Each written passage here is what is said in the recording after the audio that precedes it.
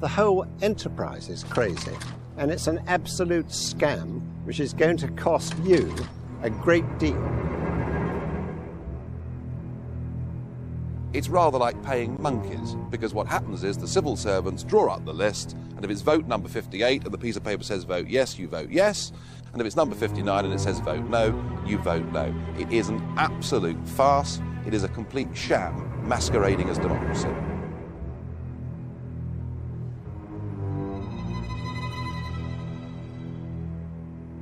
You should not be mistaken. It's very, very strong forces are working towards this federal state.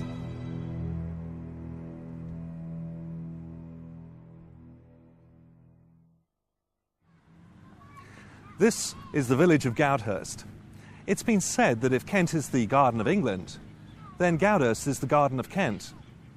The English way of life has gone on here for centuries. But is all that about to become a thing of the past? In 1996, chairman of the British Referendum Party, Sir James Goldsmith, circulated copies of a short film documentary to millions of households across the country.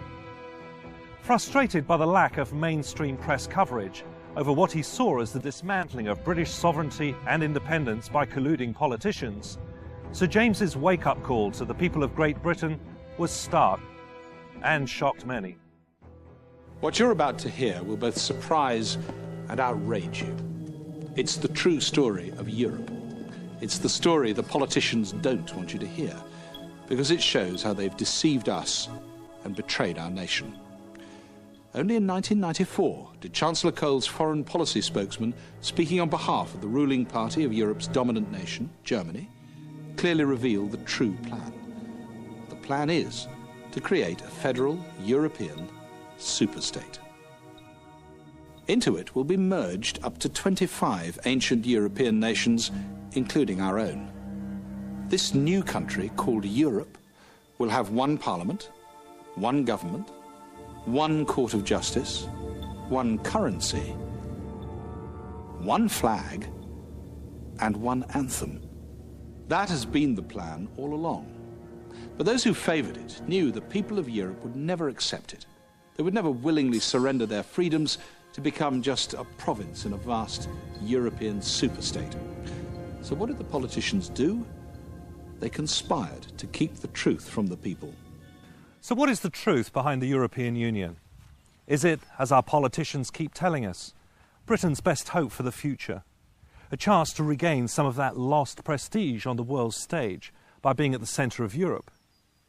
Today in Britain, all three major political parties miraculously appear to agree at least on one thing. They believe in the destruction of Great Britain as an independent nation. They believe an integrated Europe makes sense, that it is the modern, forward-thinking way to go, that it would prevent any chance of a third European war. Unfortunately, nothing could be further from the truth.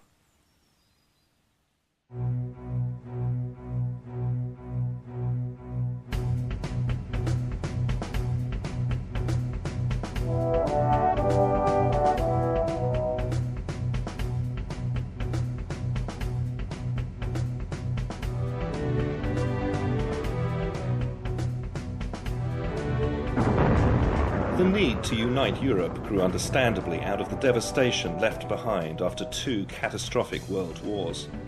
Of all the empires, it was perhaps the Nazis who came closest to pulling off the military conquest and occupation of Europe in recent times. In June 1940, Hermann Göring, Reich Marshal of the German Luftwaffe, reviews final plans for Operation Sea Lion, the German invasion of Great Britain. He also discusses with Hitler a new plan to unite Europe, not just under the conquering hammer of Blitzkrieg, but through a lasting political and economic union, which the Nazis named Europäische Wirtschaftsgemeinschaft, or the European Economic Community. In 1942, a conference is held in Berlin to discuss this political and economic integration of Europe. Of all the nations targeted, Britain has proved the wild card because she alone has successfully resisted invasion. Rising to his feet at the conference, Nazi economist Professor Horst Jecht of Berlin University firmly declares that Britain is the greatest obstacle to Germany fulfilling her historic aim of dominating Europe.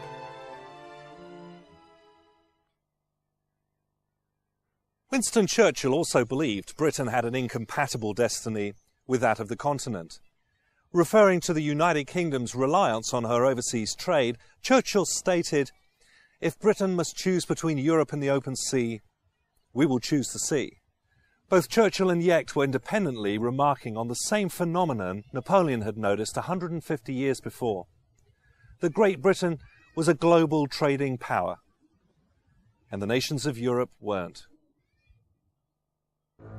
According to the Nazis, Great Britain's awesome maritime capability was beggaring Europe because it was drawing trade away from the continent. If Britain could be conquered militarily or economically, broken up once and for all as a significant economic and political entity, the spoils of all her trade and wealth would go to whoever ran the new European empire. Few in Berlin were in any doubt about who would do the running. But the tide of war turned against Germany. In 1944, a meeting was held at the Hotel Rotas House in Strasbourg between officials of the Nazi government and German industrialists. The theme of the meeting was, how will Germany dominate the peace when she loses the war? Following the end of World War II, the rebuilding of Europe, and Germany in particular, became a pressing necessity and was largely funded under the Marshall Plan by the United States. Both Washington and London saw the rapid stabilization of the continent after the war as essential in order to prevent any incursion into Western Europe by the new enemy to be feared, the Soviet Union. Winston Churchill agreed that some form of commonwealth of nations in Europe was desirable for establishing stability and a lasting peace. But he never envisioned Britain as being part of any future United States of Europe. Winston Churchill's view of Great Britain's relationship with Europe after the Second World War is summarized with these words of his. "But we have our own dream and our own task. We are with Europe, but not of it. We are linked, but not comprised. We are interested and associated, but not absorbed." The Allied answer to military stability in Europe was to be the North Atlantic Treaty Organization, or NATO, which came into existence in 1949 as a permanent defense alliance for Europe.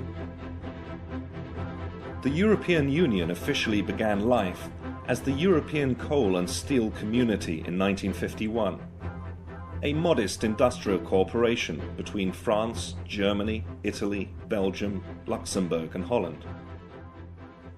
6 years later, in 1957, the Treaty of Rome was signed by the 6 participating coal and steel community nations. Declaring its goal as the ever closer union of the peoples of Europe, the Treaty of Rome went far beyond launching just a common market. It established the fledgling apparatus for an idealistic new superpower. This new entity was given an existing and unsettlingly familiar name: the European Economic Community. In 1963, Charles de Gaulle and Konrad Adenauer signed the Treaty of Elysee, signifying the symbolic burying of the hatchet between France and Germany. This was the start of a dynamic new dual leadership role in Europe for the two countries. De Gaulle later resigned, and within a year was dead.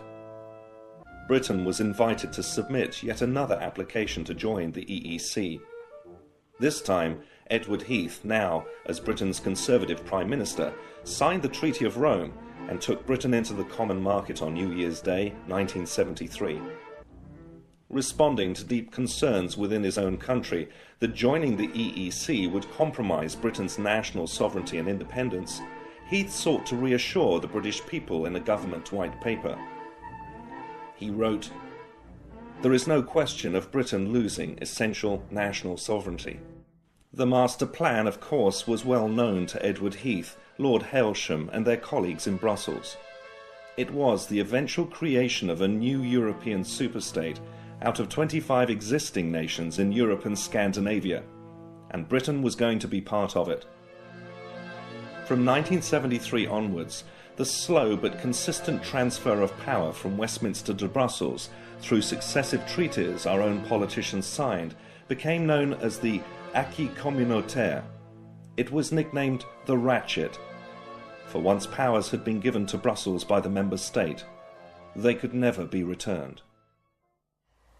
Initially I thought, like everybody else, that we had joined a common market, and what could be nicer and more friendly and sensible and economically wise to do. But since then, in 1975, when we had the vote to remain in that, so we were told, it's become one or two things further than just a common market. It then became, a few years later, a European economic community, then a European community. It's now the European Union, with all sorts of controls and restrictions, regulations, and we're fast approaching, via this new constitution, something that the French have already named potentially a United States of Europe. And I'm not at all sure that that's what I and many others voted to join back in 1975. Say in 75 we signed up for a social trade agreement, and it's the people who've let the governments, successive governments, gradually vote away our democratic rights.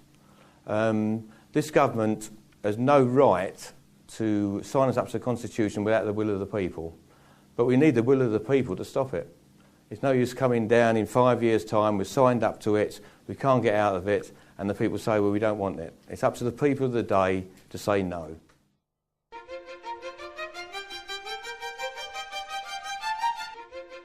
This is the Strasbourg Parliament. It was built in 1999 at a cost of £300 million. It is open for only 4 days every month.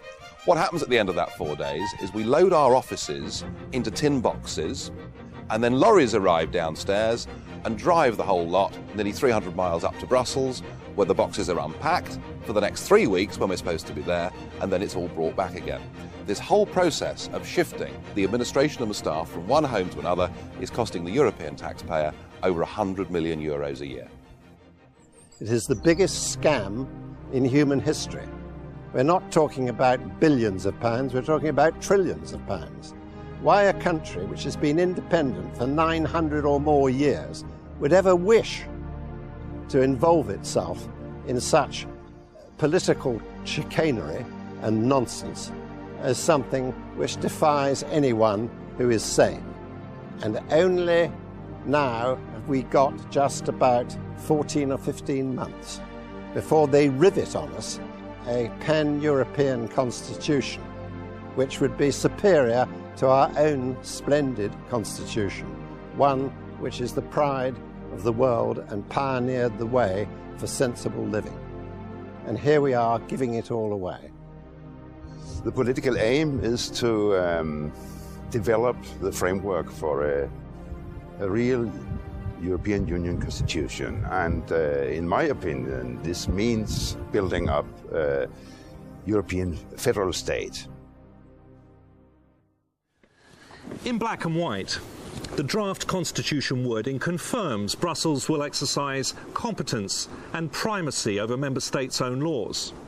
For the British, this will mean being stripped of any remaining independence, losing control over our foreign policy and armed forces, the handing over of our legal system and law enforcement to the European Union, the scrapping of the pound sterling to be replaced by the euro, the handing over of our remaining currency and gold reserves to the European Central Bank, and the total regulation of British domestic and international trade by the European Union. Coincidentally or otherwise, the European goal of dominating Britain, unfinished business going back centuries, will have been accomplished.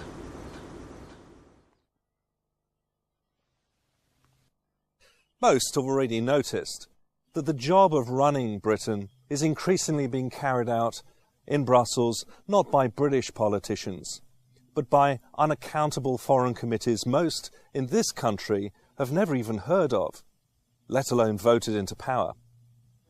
These unelected, inscrutable forums dictate what citizens across the Eurozone can and can't do, down to the last detail. Henceforth, Britain is to be ruled from the new Europe, by the new Europe, and for the benefit of the new Europe. The powers driving this new superstate have always been, indeed as they are today, France and Germany.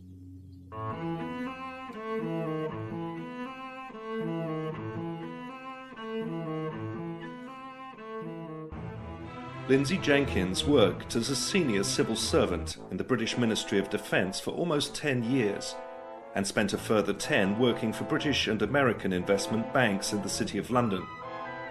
She is the author of 2 books exposing the origins of European federalism and the emergence of the European Union.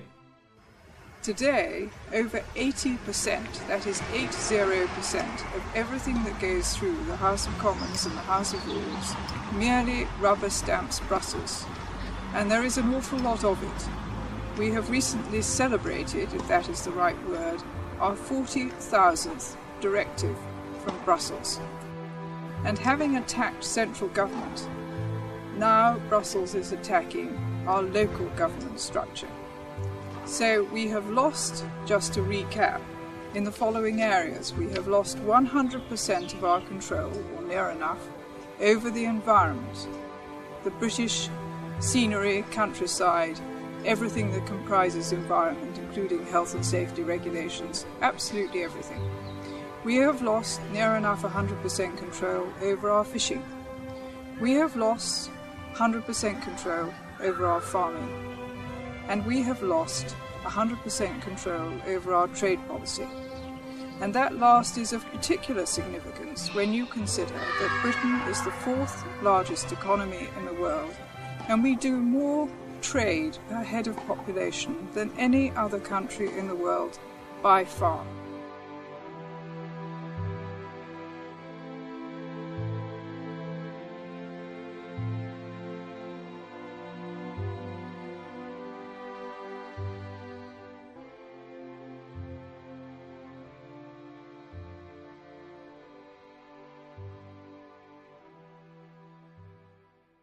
For many in this country, the first experience they have had with the European Union, apart from VAT, came when they tried to protest new legislation introduced to limit the amount and availability of vitamins, herbs and alternative remedies people will be able to purchase and use in the future. The UK has always enjoyed a very open market. Products have been allowed on the market if they're safe, period. There's not been any restrictions on the dosage or the type of product so long as it's safe and poses no risk to public health. The European Directive on Food Supplements changes that completely, and we're going to lose over 300 different nutrient forms. On top of that, there's going to be dosage restrictions, so the 1,000 milligram vitamin C tablet that we've been selling for 40, 50 years, that also will become illegal. So the safe and effective products that we've been used to in this country for decades are going to be illegal for no other reason than Europe wants to harmonise legislation. We are one of 3 countries with an open market in food supplements. We're going to lose our products by the 1st of August 2005. I'm Dr. Paul Lehman. I work in a clinic using natural therapies to treat people, and I regard any restriction of vitamin and mineral production and availability as being very serious and can damage people.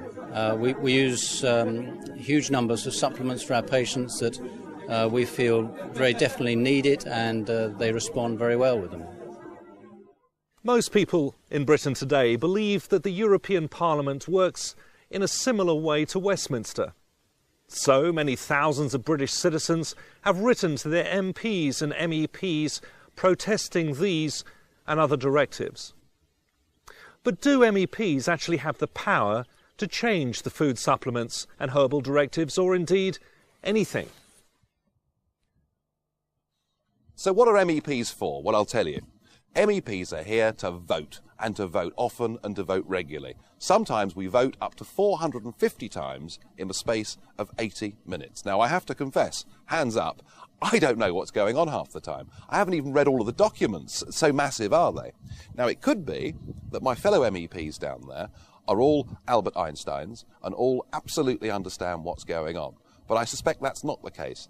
In fact, it's rather like paying monkeys, because what happens is the civil servants draw up the list, and if it's vote number 58 and the piece of paper says vote yes, you vote yes, and if it's number 59 and it says vote no, you vote no. It is an absolute farce. It is a complete sham masquerading as democracy.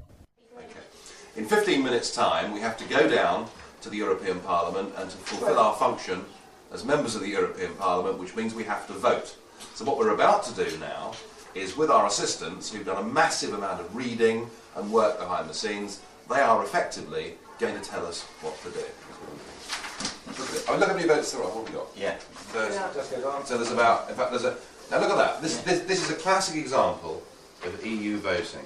There we have 40 individual different amendments that we're expected to vote for en bloc. Now, I defy any man or woman down in that chamber to understand all those 40 amendments and make a balanced decision. It's just impossible.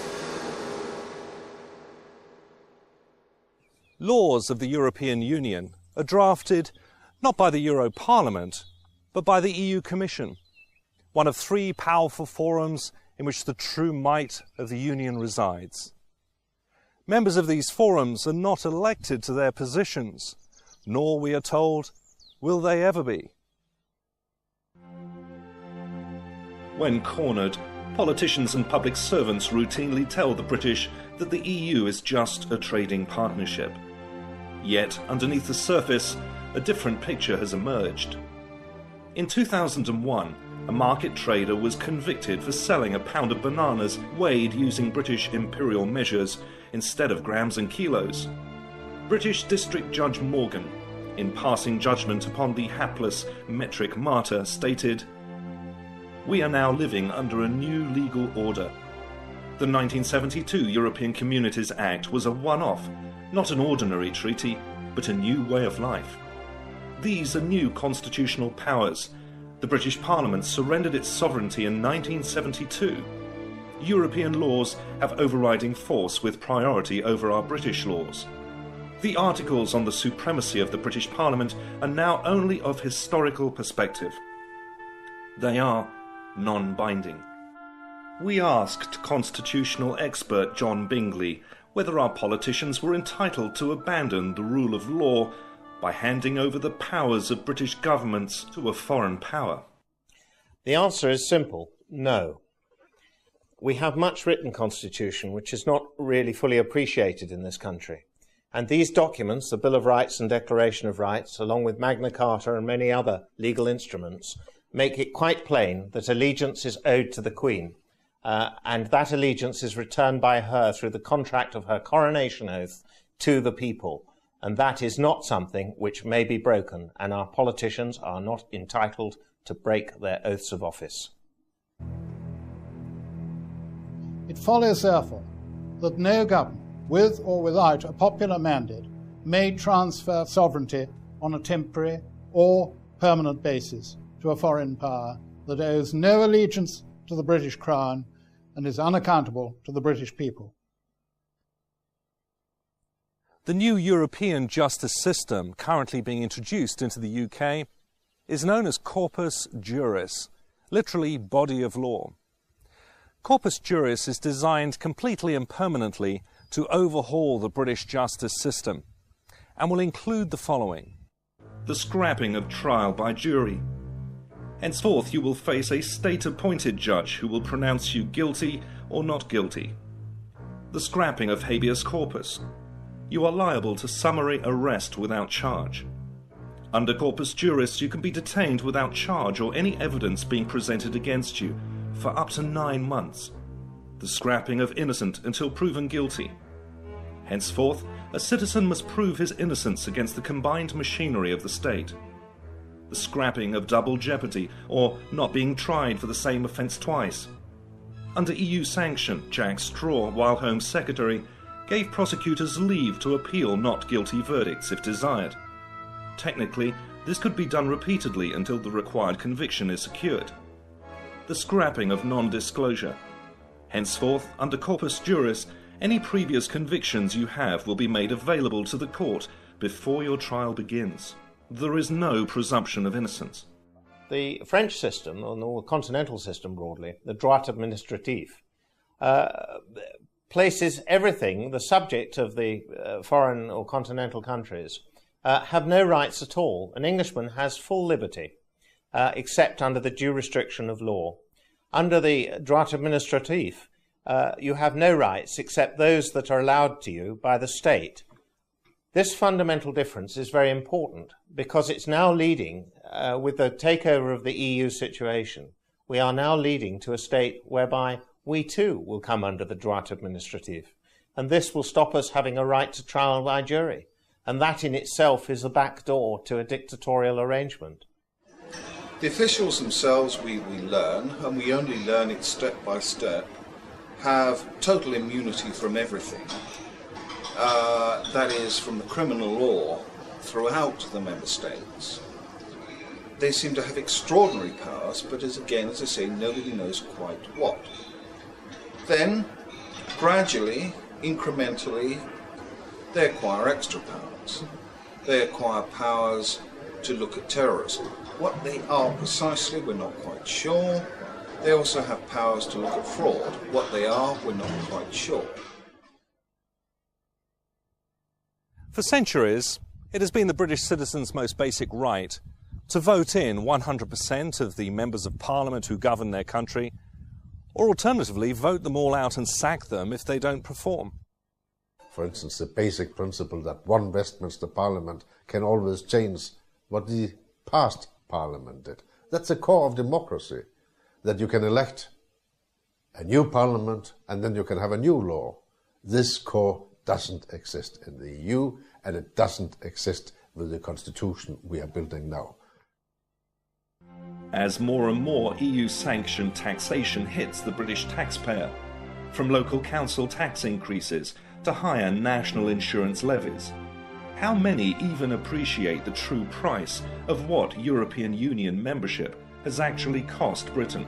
People don't realise that the cost to Britain is £1.3 million per hour, every day, every year.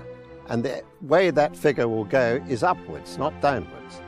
We every year give them a nice big fat Christmas cake, costing billions of pounds, and they decide how many crumbs they're going to give us back.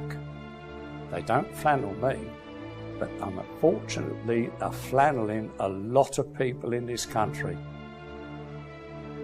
The Europeans have far higher levels of taxation. There'll be VAT, can you believe it, on food. There'll be VAT on house purchase. There'll be VAT on public transport. There'll be VAT on children's clothing. There'll be VAT on funerals. There's no limit to the greed of the bureaucrat. And the other point, of course, is the sheer financial point, that this place is thick with institutional corruption. You could now buy a cheap airline ticket to come to Strasbourg for about £45 return. When you get here, you're reimbursed nearly £800 for the cost of that flight. Now, this has been going on for the last 20 years, and of course what's happened is that our members of the European Parliament simply haven't been talking about it. The system is fraudulent, it's rotten to the core. The EU's pilfering of airline expenses and the extravagant waste of taxpayers' money on schmoozing and boozing MEPs into compliance is of course serious enough. But there's a lot more. There's the endemic corruption that has existed at the heart of the Union from the outset. The whole thing is corrupt to the core. The scale of the corruption, the figure given in the House of Lords Committee was that it was £6,000 million worth of corruption in a single year. Their accounts haven't been signed off for the last 8 years. Why would anyone wish to be governed by something which is utterly corrupt It is beyond belief. And I think, quite honestly, all these MEPs in Brussels, we are going to have an awful job trying to break this down simply because they're on a cushy little number.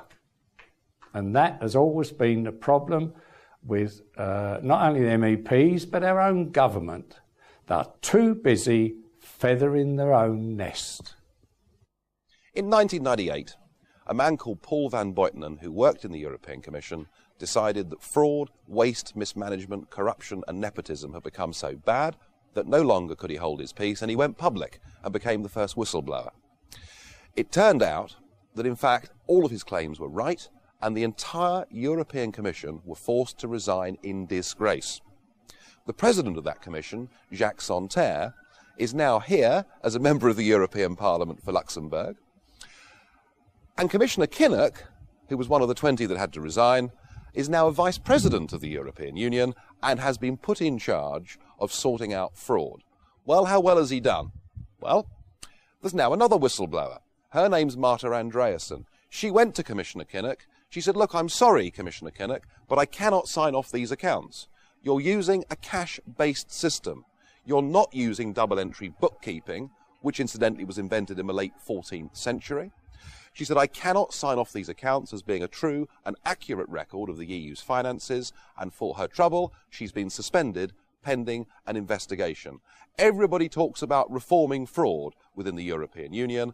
I think this whole system is so rotten that it's now unreformable. It means that you will be ruled for the first time by people you cannot sack.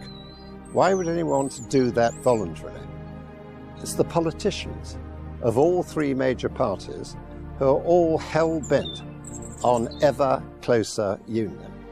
Ever closer union, in fact, means ever closer strangulation.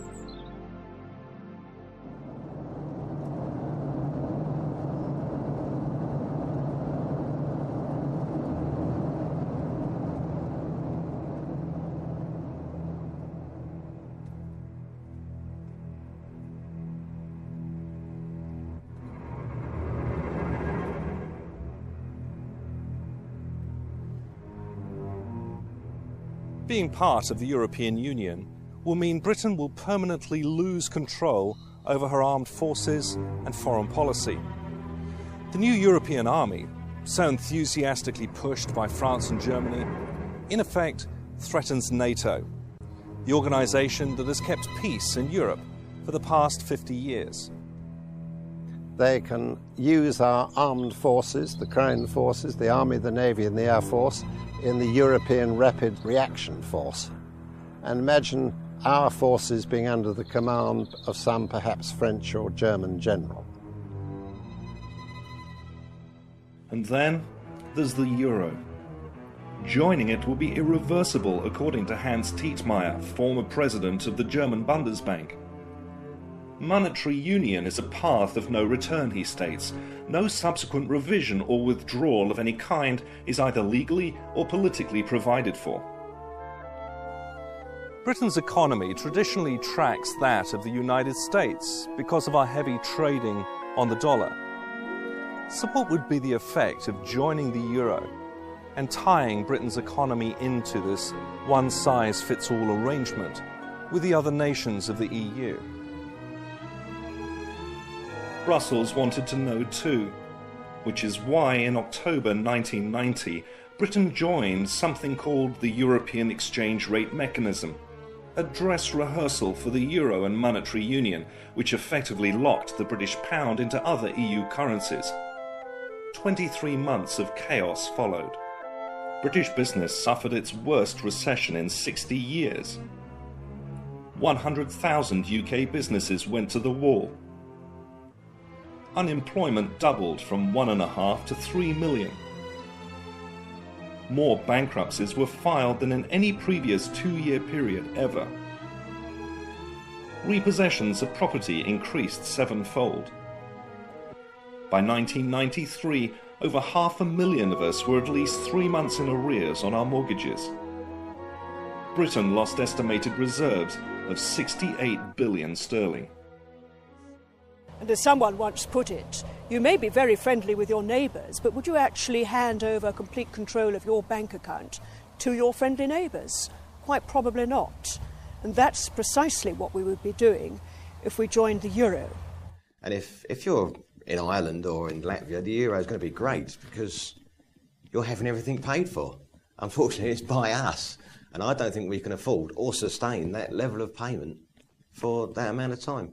If we joined the euro and the same thing happened to our economy as happened to Germany, we could all find ourselves struggling to pay our mortgages. There's been a great debate going on for the last 5 years about the supposed benefits of the single currency.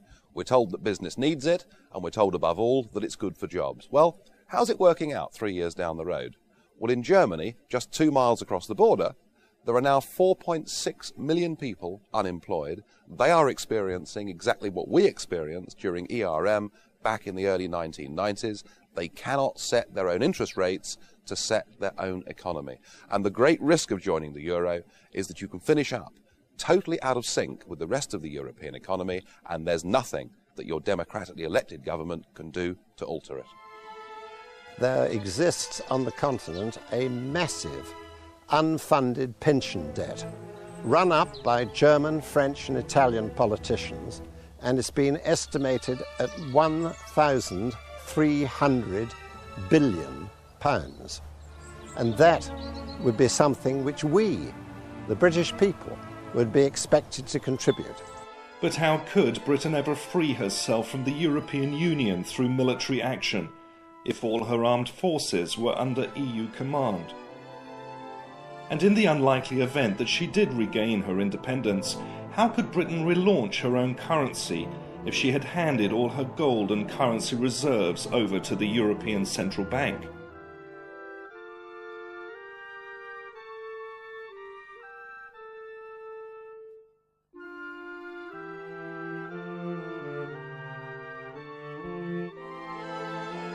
And the question that you can ask our ministers is, how is it that they have sworn oaths of office that say that they will defend all jurisdictions and authorities belonging to Her Majesty against all foreign powers, and then they give away those powers of governance, or are purporting to give away those powers of governance, to those that owe no allegiance to this crown?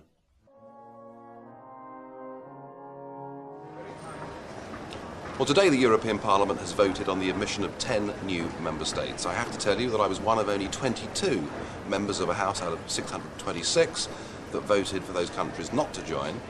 I did so not just because it would save the British taxpayer a great deal of money if they didn't join. I did it for their sakes because most of these countries have just left a system of centralised, undemocratic communist government based in Soviet Russia, and I fear they're about to re-enter a very similar system. But I must say this to you, that not everything about this European project is bad news, because the really good news is there's something we can do about it. If we want to, and all we need is the political will, a British Parliament at any moment in time can vote for us to have an amicable divorce from this corrupt club. We can then renegotiate a genuine free trade agreement, which is what we thought we'd signed up to in the first place. And even over here, commissioners like Kinnock and Patton and luminaries such as Giscard d'Estaing say that if Britain doesn't want to be part of this full political union at which they're attempting, we can, if we want, get out of it and renegotiate a free trade deal. We don't need to be in the EU to trade with the EU. That idea is anachronistic and dates back to the 1950s and 60s. So it really is up to us. But we have to do something about it. We have to vote for people who will not allow this continual surrender of our sovereignty to continue.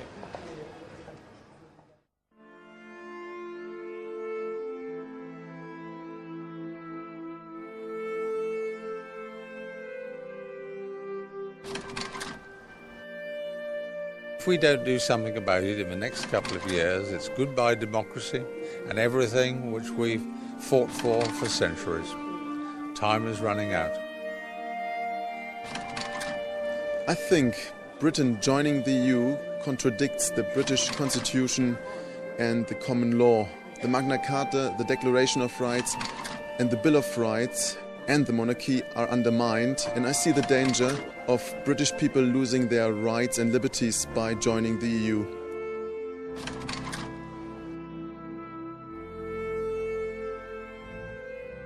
A police force with diplomatic immunity is an affront to democracy, it is highly dangerous, and basically the politicians of the member nations of the EU have given away the rights and the civil liberties of their citizens. It follows, therefore, that no government, with or without a popular mandate, may transfer sovereignty on a temporary or permanent basis to a foreign power that owes no allegiance to the British Crown and is unaccountable to the British people. So I say, if you want to turn your democracy into a European federation without the British having any definite say on your own laws, then you make a historical mistake.